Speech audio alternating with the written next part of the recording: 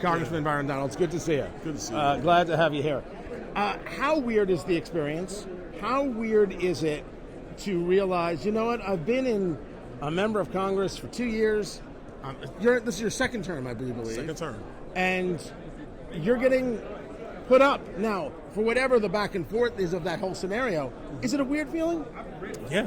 It is, man. It's surreal.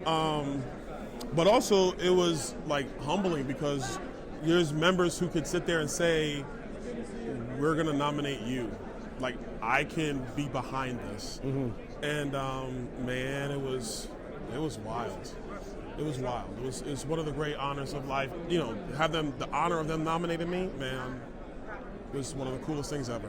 When you go back over how that went down, how this fight over the speaker's position went, do you feel that the end result was worth it, or could there have been an easier path? I don't know. I think the path was the path. I mean, of course, there could have been an easier path, but that wasn't there. Right. So it had to happen the way it did, and I think that it was the results that came out. I think were probably the best we could have achieved, and so now we use that to go and do the job that we said we were going to do in the House of Representatives. This leads to a conversation about leadership in general, and where is this leadership in comparison to years past with Republicans? Remember, you got to go back to Paul Ryan, you got to go back to John Boehner.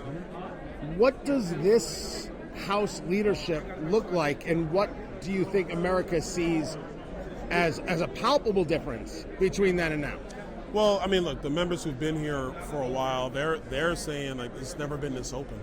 Mm-hmm. Like, it's never been this collaborative. And that's a good thing. I think what's happened in Washington is so much authority and power has resided in the hands of the speaker that it became almost like a top-down situation, even though you have members coming from all over the country who've been voted on to represent people from all over the country. So it's, in some respects, it's a return to the nature of what the House is supposed to be. And that's a good thing.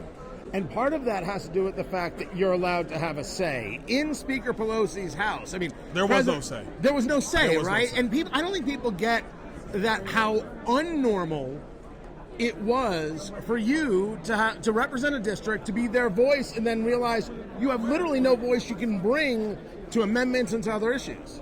Well, I'm at a town hall meeting, and there were, some Democrat constituents were there, and they were like, "You're saying all these things. Well, why haven't you passed the bill on that?" And I said, "You don't get it. We file the bills, but Pelosi just sticks them in the drawer. She don't even tell us, okay, well, go talk to this chairman, and if they agree, you can actually have the bill come up in committee.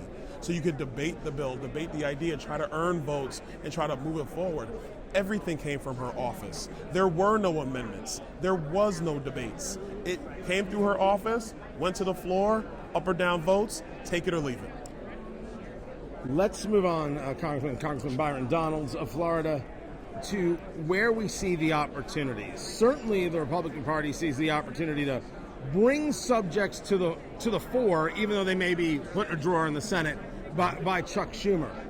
What's the opportunity, as you see it, as you sit there now, what's the opportunity for Congress to get something done?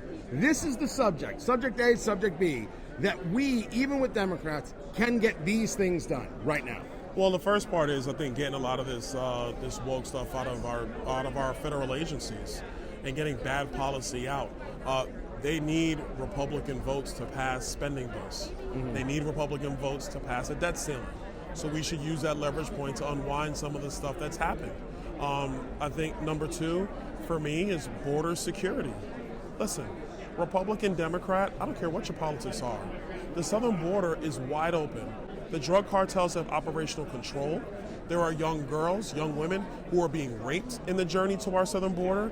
The New York Times, of all outfits, came out with a story the other day about child labor of new arrivals, young kids who are working in factory conditions all over the country because they came here looking for a better life. And look, them coming here that's fine. But what Joe Biden has done has completely opened up our southern border. He's weaponized it for the drug cartels. Kids are being exploited. We should be doing something about that. Is the House moving on that legislation? And do you have anybody on the other side of the aisle who's with you on whether we're talking about the sex trade that goes on, things like rape trees, when we talk about the southern border and how people are treated as they're brought to the U.S., or on the fentanyl conversation, which has been probably day one of CPAC, the biggest conversation I have heard. Your fellow Florida Representative Katz was discussing that issue with me earlier. Yes. Well, look, I think that you have members like Henry Cuellar out of Texas. Henry Cuellar has been the one vocal Democrat on the other side of the aisle. So you start with him and you try to figure out who over there can be on board. But this is not really done by a bill. This is done by spending. Because the Department of Homeland Security has to get appropriations from the House of Representatives. So why would we fund a Homeland Security department that's not securing the homelands? You do it through funding. You do it through spending. One of the reasons I was frustrated with Senate Republicans for voting for that omnibus spending bill is it took away 8 months of work. Right. They could have done a short-term extension, 2 months. We could be dealing with that right now. Everywhere I go, I'm really short. That's what I noticed. That's the whole interview. Not with Katz, you're not, because she like this tall. Right. I'm just saying. This tall. This tall. It's Congressman Byron Donalds. Pleasure, sir. Anyway. Absolutely. Pleasure, man.